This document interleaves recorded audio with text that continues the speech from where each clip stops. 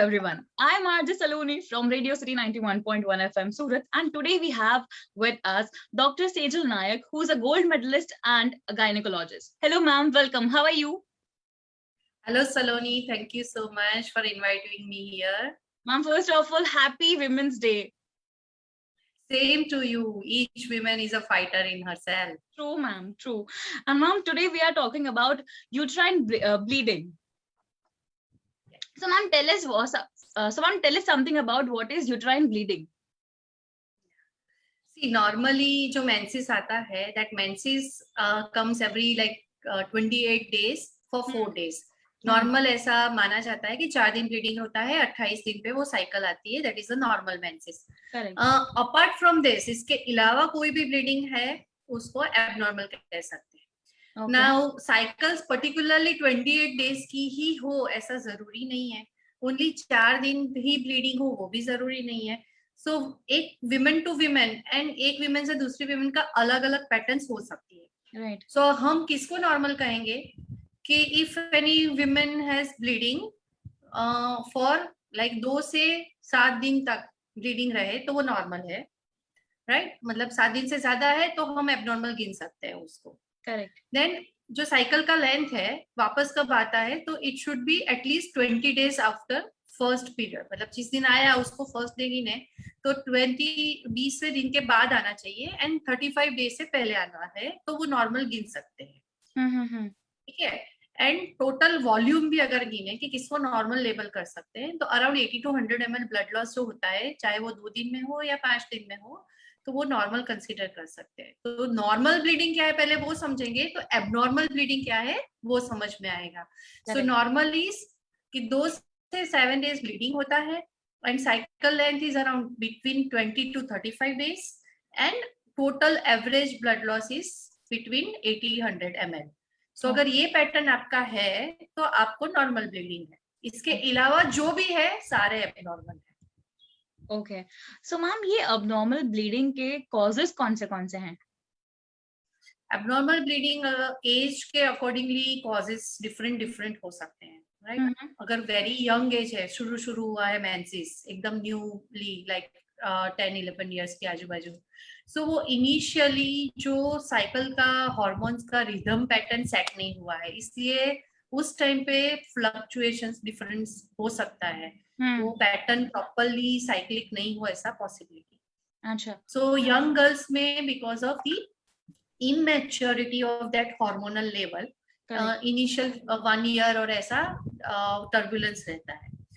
Second is कि when they are on reproductive age group है so वो उसमें because of pregnancy, abortions ये सब की वजह से भी abnormal bleeding हो सकती है. पोस्ट डिलीवरी भी because of breast feeding काफी hormones changes होते हैं उसमें भी abnormal bleeding हो सकती है. एंड अगर हम उससे ऊपर के महिलाओं की भी उम्र की बात करें तो जो मेनोपॉजल ट्रांजिट है जिसमें हार्मोन्स फिर से फ्लक्चुएट होते हैं उसमें भी एबनॉर्मल ब्लीडिंग हो सकती है. ये सब रीजन हो गए नेचुरल नॉर्मल एबनॉर्मल ब्लीडिंग के कि जिसमें हार्मोनल फ्लक्चुएशंस नेचुरली एक्सपेक्टेड है कि ये एज में ऐसा होता है. राइट. सो ये कॉमन कॉजेस हो गए. नाउ बाकी बहुत सारी पैथोलॉजी मतलब डिजीजेस है जिसमें भी ब्लीडिंग प्रॉब्लम्स होते हैं काफी सारे. पॉलीसिस्टिक ओवरी है, देन काफी सारे ब्लीडिंग डिसऑर्डर्स है मतलब ब्लीडिंग डिसऑर्डर जिसमें ब्लड क्लॉट होने के या उसके इंटरनल जेनेटिक प्रॉब्लम्स हैं. और यूट्रस की स्ट्रक्चर्स में कुछ प्रॉब्लम है, उसका लाइनिंग बनने में कुछ इश्यू है, कुछ पॉलिप, कोई गठान, कोई लंप है, ओवेरियन सिस्ट है डिफरेंट. सो बहुत सारे कॉजेस है जिसकी वजह से एबनॉर्मल ब्लीडिंग हो सकते हैं. कितने कैंसर्स है जो एबनॉर्मल ब्लीडिंग कर सकते हैं, कितने हार्मोनल पिल्स है, कितनी अदर ट्रीटमेंट्स है apart from gynaec treatment, other काफी सारी दूसरी मेडिसिन है जो लोग लेते हैं जिसकी इम्पैक्ट मेंस्ट्रुएशन साइकिल पे पड़ती है. कितनी बार कोई कॉज नहीं होता है, जस्ट स्ट्रेस होता है, पढ़ाई का स्ट्रेस, एग्जाम का स्ट्रेस, कुछ फैमिली स्ट्रेस, वो सब में भी एबनॉर्मल ब्लीडिंग होते हैं. सो बहुत सारे, yes there can be a spectrum.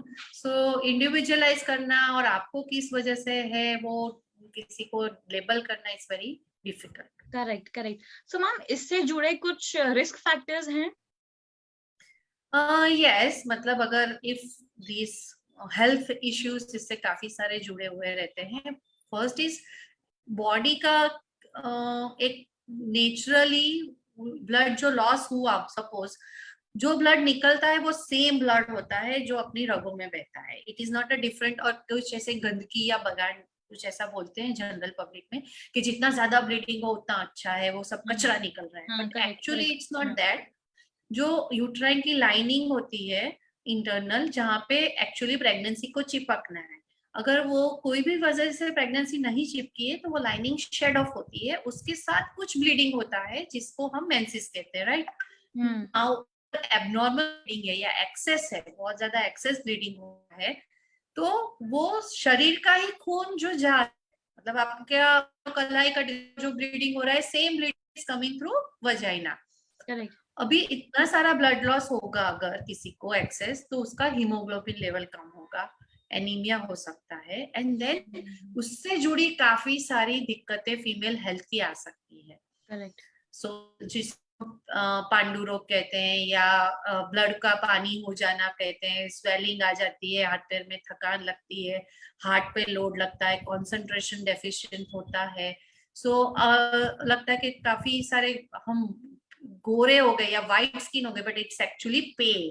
सो आपका खून कम है, ऑक्सीजन जो भी सप्लाई होता है, कोरोना में ऑक्सीजन की वैल्यू सबने समझ ली, राइट.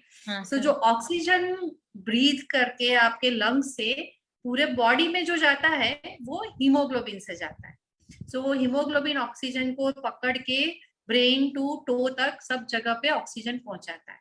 जब आपका हीमोग्लोबिन लेवल कम होगा because of excess blood loss, तो वो ऑक्सीजन कैरिंग कैपेसिटी कम होगी. आपके ब्रीदिंग ठीक है, एनवायरमेंट में ऑक्सीजन ठीक है, पर फिर भी आपके बॉडी के सेल्स तक ऑक्सीजन कम पहुंचेगा. ठीक है, अगर ऑक्सीजन कम पहुंचेगा तो आपके सेल्स धीरे धीरे डाई होने लगते हैं, मरने लगते हैं, वो इतने हेल्दी नहीं रहते हैं, पूरे बॉडी पे उसका इफेक्ट. सो बहुत सारे हेल्थ इश्यू जुड़े हैं एबनॉर्मल यूट्राइन ब्लीडिंग से. So anything abnormal should immediately be consulted. Correct ma'am. So ma'am ये abnormal bleeding के कौन-कौन से टाइप्स हैं? हम इजी क्लासिफिकेशन और इजी रिमेम्बरेंस के लिए एबनॉर्मल यूट्राइन ब्लीडिंग को हमने पाम कॉइन करके एक शॉर्ट नंबर दे दिया है, LM palm and COIN coin. So palm coin में क्या आ जाता है, P फॉर पॉलिप, मतलब जो गर्भाशय के अंदर की दीवार में कुछ भी एक्स्ट्रा ग्रोथ है मसाल टाइप का, फिर मायोमा फाइब्रॉइड्स के लीजन्स है, फिर ब्लीडिंग डिसऑर्डर्स है किसी को, और मतलब ब्लड क्लॉटिंग और उसका प्रॉब्लम्स है. Then there may be so many other malignancies, cancerous है. सो ये इस हिसाब से हमने क्लासिफिकेशन डिवाइड किए हैं कि हम उसको लेबल कर सकते हैं कि ये एबनॉर्मल ब्लीडिंग इस वजह से है. So AUB abnormal uterine bleeding, L मतलब AUBL मतलब abnormal uterine bleeding leiomyoma. It is easy to किसी को भी अंडरस्टैंडिंग के लिए कि इसको ब्लीडिंग का एबनॉर्मल रीजन ये है.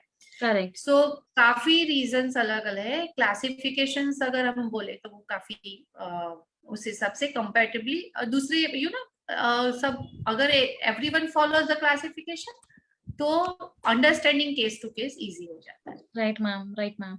सो मैम ये यूट्राइन ब्लीडिंग जो होता है, abnormal bleeding, तो ये पेनफुल होता है? It can be painful, it may not be painful. तो पॉलीसिस्टिक ओवरी, या पॉलीसिस्टिक ओवरी में कैसा होता है कि वो ओव्यूलेशन मतलब एग फॉर्मेशन प्रॉपर नहीं होता है, एंड देन पीरियड चढ़ जाता है 2-3 months 4 months, एंड फिर जब आता है तो वो विड्रॉल अपने आप, वो ब्लीडिंग होता है painless usually and heavy, right. So anything excess 80 to 100 ml bleeding is abnormal, and वो उसको एनीमिक बना देती. नाउ आप कैसे वॉल्यूम करोगे, मेंस्ट्रुअल ब्लड लॉस हम कैसे मेजर करेंगे, right. It is very difficult कि वो 80 ml है 100 ml है. तो हम क्या करते हैं कि वी आस्क पेशेंट्स कि आपका sanitary pad if she is using, तो वो कितना सोक होता है, कितने दिन ब्लीडिंग होता है, and कितना एवरी टाइम कितना सोक होता है. If it is like fully soak, then it is completely soak is around 60 to 80 ml जैसा. सो अगर शी इज ब्लीडिंग लाइक, वो कहती है कि मुझे 3-4 पैड डेली लेने ही पड़ते completely 100% soap, then it is obviously it's a very heavy flow. So 80 to 100 ml हम क्या कहते हैं कि you take a 1 tea cup of water, 80 to 100 ml जितना उसका टी का कप का है, you pour it on the sanitary pad and estimate if it is the blood, then इससे ज्यादा है then you are bleeding little heavier. Okay. अभी क्या होता है कि इतना ब्लड लॉस 3-4 दिन में हो गया, अभी बाकी के 25 डेज में बॉडी उतना हीमोग्लोबिन, आयरन से हीमोग्लोबिन बना नहीं सकती है. सो जो खर्चा बहुत ज्यादा कर लिया, इनकम बहुत कम है, सो धीरे धीरे धीरे अपना जो सेविंग्स है वो यूज हो जाता है, आयरन यूज हो जाता है, एंड देन फिर वो एनीमिया होना स्टार्ट हो जाता है. सो पेन का कैसा है, पेन किसी को होता है किसी को नहीं होता है, वो पेन से डिफरेंशिएट नहीं कर सकते हैं. हाँ, कुछ लीजन्स ऐसे हैं वो सब पेन करते हैं, कुछ है फाइब्रोइड एडिनोमाइसिस वो सब पेन करते हैं, पर कुछ लीजन्स ऐसे हैं कि जो पेनलेस भी है. ओके, सो मैम ये सुनकर एकदम से एकदम ऐसा हो रहा है. So I just wanted to know कि हम प्रिकॉशंस कौन कौन से ले सकते हैं इससे बचने के लिए. या one thing is you have to remember your menstrual date. कितनी फीमेल है जो याद ही नहीं रखती है डेट, राइट? तो उसको पता ही नहीं चलता है कि वो रेगुलरली है या पीरियड इरेगुलरली है, you know. So first thing is कि आप अपनी पीरियड जिस दिन स्टार्ट हुआ उसको डे 1 गिनो एंड उसको याद रखो, सो दैट तभी पता चलेगा कि आपकी साइकिल लेंथ क्या है. ठीक है. नाउ साइकिल लेंथ अगर आपको 20 दिन से जल्दी पीरियड आता है then you have to come for checkup. आपका 35 डेज या उससे लेट होता है every time, then you have to come for checkup. Now आपके ब्लीडिंग डेज कितने हैं वो देखो. अगर आपके ब्लीडिंग डेज 7 डेज से ज्यादा है then you have to come for checkup, then you are bleeding heavy. ठीक है. आपका ब्लड लॉस मैंने बोला वैसे इतने सारे पैड्स होकर, या फिर आपको बड़े बड़े क्लॉट्स जाते हैं ब्लीडिंग में. सो क्लॉट्स क्या होता है कि जितना साइज का क्लॉट्स है it is 3 times more liquid blood. ठीक है. सो क्लॉट्स की साइज का मल्टीप्लाइड बाय 3 करेंगे उतना आपका लिक्विड ब्लड लॉस हो गया. सो अगर क्लॉट्स आ रहे हैं then you have to come for checkup. So इसको इग्नोर मत करो, ऐसा मत समझो कि ये बहुत अच्छा है, निकल रहा है मेरा शरीर, साफ हो रहा है. You are losing your nutrients, hemoglobin, iron, vitamin सब deficient आपका बॉडी बाहर से सुंदर अंदर से खोखला हो रहा है. So हाँ, so you have to come regularly. अगर ऐसा कुछ भी हुआ है then you have to consult. इसके अंदर फेज में then you are healthy. Now जो ब्लड लॉस तो फिर भी होता है हर एक वीमेन को 3-4 दिन, भले रेगुलर नॉर्मल है 80-100 ml blood loss every month loss हो रहा है. उसको रिप्लेनिश रखने के लिए आपका डाइट ऐसा रखो कि वो बैलेंस रह सके. वी हैव 25 डेज, जैसे 20-25 जो विदाउट मेंसेस है, उस दिनों में आपको आयरन ज्यादा मिले वैसा डाइट लेना है. ठीक है. जैसे वेजिटेबल्स है, मेथी, भाजी, गाजर, बीट्स, सैलेड्स वगैरह, उसका रेगुलर इंटेक रखो. Then vitamin B12, folic acid, वो भी सब चाहिए. तो आप हीमोग्लोबिन में आयरन होता है, ग्लोबिन, हीम मतलब आयरन, ग्लोबिन मतलब प्रोटीन. सो आपका प्रोटीन भी चाहिए तो वो हीमोग्लोबिन बनेगा एंड आपका लेवल नॉर्मल रखे. सो डाइट में protein and green leafy vegetables पे ध्यान दीजिए, तो बाकी का वो you balance it with your like healthy. Correct ma'am. So ma'am हमारी बॉडी में ऐसे कौन से हार्मोन्स हैं जिनकी वजह से ये कॉज होता है? हार्मोन्स, नॉर्मल मेंस्ट्रुएटिंग जो हार्मोन्स है ना, दीज आर वो ओवरीज में से रिलीज होते हैं. एवरी मंथ एग फॉर्मेशन होता है, उसके साथ साथ मेंस्ट्रुएटिंग, वो एक पूरी ऑर्केस्ट्रा सिस्टम है, राइट? हर हार्मोन्स अपना ट्यून अच्छे से बजाता है तभी वो सिंक्रोनी में अच्छा म्यूजिक सुनाई देता है, अच्छे टाइम पे वो चालू. एक भी म्यूजिक गड़बड़ किया तो पूरा कोलैप्स, पूरा अपना ट्यून गया. सो ये सिग्नलिंग ब्रेन से आती है, ठीक है, कि कब कौन सा हार्मोन कब देना है, कौन सा हार्मोन बढ़ाना है, कौन सा हार्मोन रिड्यूस करना है, और वो ऑटोमेटिक मोड पे चलता है। फिर केमिकल सब्सटेंस है, hormones are the chemical substance, ठीक है। Now apart from this menstrual hormones जो ओवरी से रिलीज होते हैं, FSH, LH वगैरह, उसके अलावा बाकी थायराइड है, ठीक है। थायराइड इज द ग्लैंड जो नेक में रहती है, उसका एबनॉर्मल के होने के कारण से भी मेंस्ट्रुअल गड़बड़ हो सकती है। एंड उसके अलावा प्रोलैक्टिन लेवल है जो ब्रेन में से सिक्रीट होता है, उसकी गड़बड़ से भी हार्मोनल डिस्टर्बेंसेस से मेंस्ट्रुअल डिस्टर्बेंसेस हो सकती हैं। So these are the like common hormone, बाकी भी होते हैं but these are the like common hormones जिसकी वजह से एब्नॉर्मल यूट्राइन ब्लीडिंग हो सकती है। ओके, सो मैम ये जो अबनॉर्मल यूट्राइन ब्लीडिंग है, तो हम इसको नेचुरली ट्रीट कर सकते हैं? Yes, naturally up to a certain limit, right. कुछ ऐसे लाइक आपका शेड्यूल ठीक रखिए, प्रॉपर उठना, सोना, खाना वगैरह। सो जो एक रिदम्स बनाता है, कुछ कुछ हॉर्मोन्स है जो अर्ली मॉर्निंग सिक्रीट होते हैं। If you have that good enough hours of sleep by the early morning hours, then that will secrete regularly, right. So आपका रिदम मेंटेन रहेगा। Check on your weight properly. अगर आपका excess weight gain या excess weight loss, ऐसा sudden crash dieting नहीं कर रहे हो, देन वो सिग्नल जाता है कि बॉडी इज हेल्दी। सी क्यों ये मेंस्ट्रुएशन क्यों होता है, बेसिक रीजन क्या है, नेचर ने मेंस्ट्रुएशन क्यों बनाया है मैमल्स ने, रिप्रोडक्शन के लिए, राइट। सो एग बनता है, एग फूटता है, अगर इम्प्लांट होता है, प्रेगनेंसी रुकती है तो मेंस्ट्रुएशन नहीं आएगा एंड प्रेगनेंसी ग्रो करेगी। अगर प्रेगनेंसी नहीं रुकती है देन वो शेड ऑफ होगा। एंड सो बॉडी में अगर फिटनेस ही नहीं है, ऐसा सिग्नल जाता है कि ये बहुत स्ट्रेस में है, बहुत वेट लॉस कर दिया, तो पहले खुद का सर्वाइवल आएगा कि अपने खुद जिंदा रहो, रिप्रोडक्शन बाद में करेंगे, राइट। इसलिए फिर मेंसेस गड़बड़ हो जाती है। So when you are fit from inside, you will have a very good like menstrual cycle. Correct ma'am, correct correct. तो normal menstrual is a science of good fitness, hormonal fitness, inner fitness, because वो nature signal ऐसा देता है, she is capable enough to carry a pregnancy, she is healthy enough to carry a pregnancy, तो nature ovulation होने देता है। So ma'am हमारे लिए अलार्मिंग कब हो जाता है कि हमें पता लग जाए कि अब भाई डॉक्टर को देखना, डॉक्टर के पास जाना चाहिए, दिखाना चाहिए, तो वो हमें कैसे पता चलेगा? आइडियली तो once a year gynaec checkup होना ही चाहिए, specially like after like 18 years, जहाँ पे they are planning for marriage और planning for after marriage they are planning for conceiving, वो सब का पहले चेकअप होना चाहिए एंड देन इवेंट होना चाहिए, right. That is the ideal way. So ऐसा नहीं कि प्रेगनेंसी हो गया चलो अभी डॉक्टर ढूंढो, ठीक है। So couple should come before getting married also for healthy sexual life, right, and protections also, ताकि वो ये सब इश्यूज नहीं आए बाद में, क्योंकि that cause lots of hormonal changes. Then so एक तो रेगुलर चेकअप्स कराओ, second check on your hormones and your weight, ठीक है। सो वो आप मॉनिटर करिए, आपके हीमोग्लोबिन लेवल आपको मॉनिटर करना है। So these are the things you have to keep on your health check. Right ma'am, right.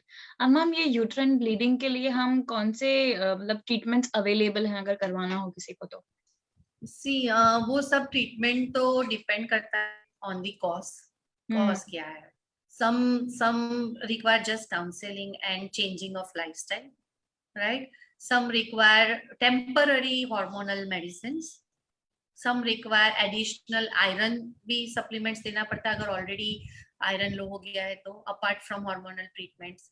कभी कभी अगर पॉलिप है ऐसा है तो ऑपरेटिव प्रोसीजर आती है, फाइब्रॉइड है, पॉलिप है कुछ जिसकी वजह से ब्लीडिंग है। सो वो डिपेंड करता है, पॉलिसिस्टिक ओवरी है तो उसका पूरा कंप्लीट मैनेजमेंट डिफरेंट होता है, राइट। थायराइड प्रॉब्लम है तो उसका ट्रीटमेंट होता है। So treatment as such one you can say number 1 2 3 4 ऐसा नहीं हो सकता है, it is tailored based, cause based. Okay ma'am, आज बहुत कुछ मुझे जानने मिला है, बिकॉज ये सब ना चीजें लोग लाइटली ही लेते हैं कि अरे होता है, होता रहता है, बट दे डोंट थिंक कि नहीं नहीं this is a alarming situation and you will have to go to the doctor. It's not always alarming but it can be, it can be. yes, People can take it be. very lightly कि हाँ जैसे आपने कहा कि गंदगी निकल रही है, निकलने दो, but that is where that you'll have to go and see the doctor. Thank you so much, ma'am, for talking to us. I do congratulate each girl when they get first menstruation, because that is the most powerful thing nature has given to a woman. Of course, to ma'am. carry Only a we have. pregnancy. Yes, only we have that power to phenify that thing. That nature has selected, Because they know we can do that. Thank you so much, ma'am, for enlightening us. Thank you so much. Thank you, Saloni. Nice session. Thank you. Bye. Thank you, ma'am. Bye, ma'am. Take care.